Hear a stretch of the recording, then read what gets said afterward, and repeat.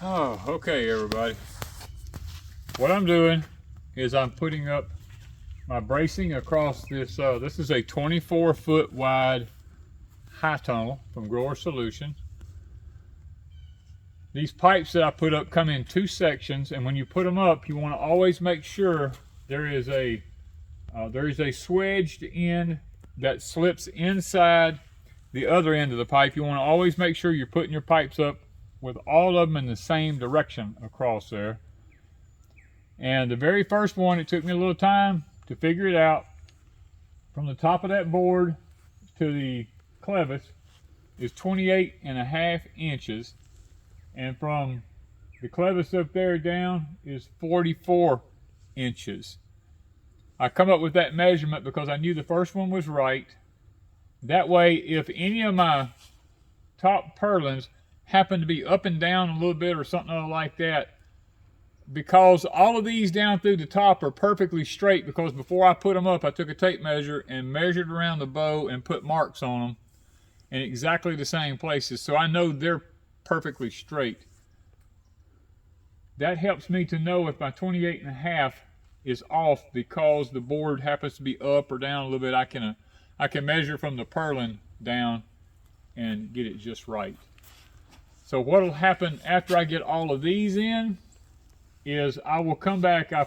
You put your clamp in the middle before you ever put them together, so that way you don't ever have to spread your clamp. You go ahead and put it on the pipe. I already have the center of that pipe marked from one end to the other. I have the perfect center of it. What will happen there is, I know this is not the way Grower Solutions shows to do it on their videos, but I'm working by myself. I don't have any help to do this, so I have to do it the best way that I know how to do it. And I have to do it the easiest way because of the disc that's messed up in my neck. So what I'll do next is take the ladder and I'll come here, and there's 2 V-trusses that'll go here in the middle. I'll pick both of them up, put a bolt in them, and tighten them down to where they don't just flop. In other words, I can push them out and they'll hold themselves. And then I'll get a measurement from the center of the top down that's equivalent on both sides, so that I know exactly where they need to be. And I will have a torpedo level with a magnet on it stuck on top of this pipe here, so that as I pick it up, I can watch the bubble and I will know when I have it level. And that's where the V-trusses, when I get them right, and it's kind of like it's going to be a little bit difficult. I'm probably going to have to take a wire over the top, or a rope or something other, and I'll probably have to tighten it up till I get it level and tie it off, and then put the V-trusses till I know I got my measurements right on the top. And from that point on, I won't have to do it anymore. But the first one, I'll have to do that to get it right. You know, I mean, if you have 2 people that can climb a ladder and don't mind heights, that way it goes a whole lot faster. But I have scaffolding left over from a construction job that I used to use. And you don't laugh. I'm fixing to move this scaffolding because I can't move it because of the disc in my neck. I can't pull on it because it's heavy and hard to move in this soft dirt. So I'm fixing to move it, but don't laugh at how I move it, because I work smarter, not harder. You know, and if you don't have the scaffolding, 2 of these ladders will work. Now I use the Gorilla ladders because they have a wide bottom on them, and they're very stable on the ground. Because this ground's a little soft out here, I try to make sure that one side of it is on the weed fabric over here. That way it won't just bury up in the soil when I walk up it. The other side really doesn't matter because I'm not on that side of the ladder. The weight's all shifted to this side over here. So, but if you have 2 ladders and it's safe and you don't mind it, you can lay it on top of each ladder just like I'm doing the scaffolding up here. And actually 2 ladders would be easier. Scaffolding's a little bit more difficult to climb. But the good thing about the scaffolding is I can walk around on it and I don't have to worry about falling.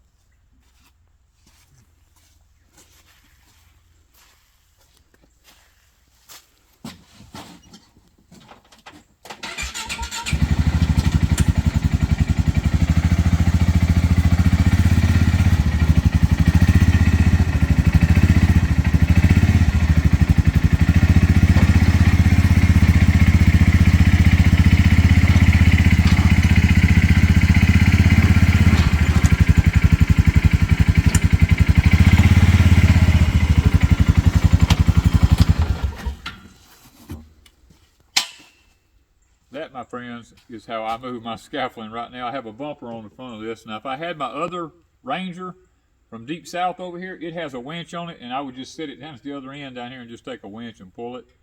But I don't have it over here. All I've got is this little red one here. So I do the best I can do with what I have to do with. Well, guys, I have a little bit of a hack here. You get the bolts in a box, and then you get the nuts separately. When you're up in the air working by yourself and you have nowhere to lay nothing on a ladder, it's better to go ahead and just put the nuts on them. That way when you reach in the bag to get one out, you've already got the nut with it. You don't have to dig and hunt while you're standing there for the nut to go with it.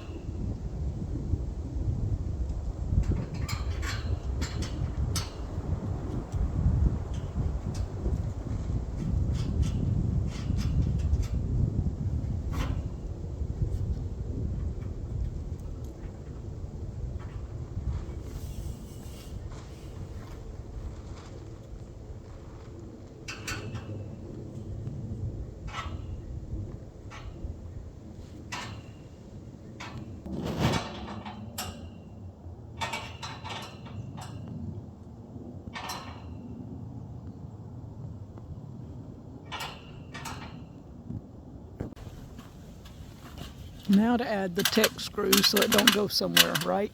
Yep, you gotta put the tech in. To me, this is the hardest part because of my neck.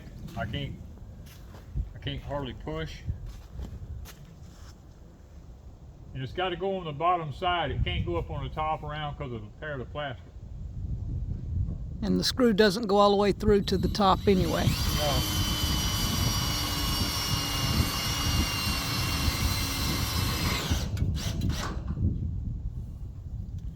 All that hot metal. See, I don't look up.